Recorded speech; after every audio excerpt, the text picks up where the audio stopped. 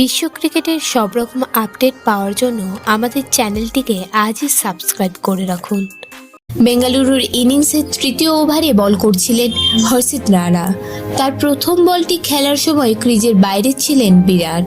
বল সোজা ব্যাটে এসে লাগে, সেই বল সঙ্গে সঙ্গে লুফে নেন বোলার, কিন্তু বিরাট ক্রিজ ছাড়তে চাননি। তার দাবি বল কোমরের উপরে ছিল, তাই নো বলের দাবি করেন বিরাট।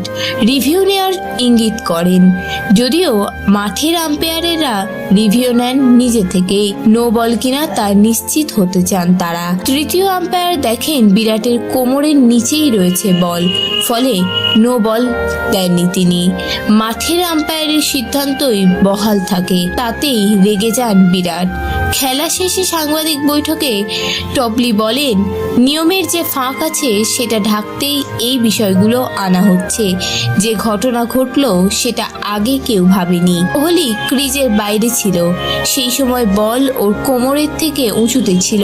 ক্রিজের ভিতরে থাকা অবস্থায় বিরাটের কোমরের মাপ নেওয়া হয়েছিল, কিন্তু বল লাগলো ক্রিজের বাইরে।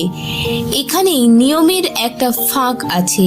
যে ম্যাচে হারজিতের ব্যবধান মাত্র 1 রান, সেখানে তো এই প্রশ্ন উঠবেই।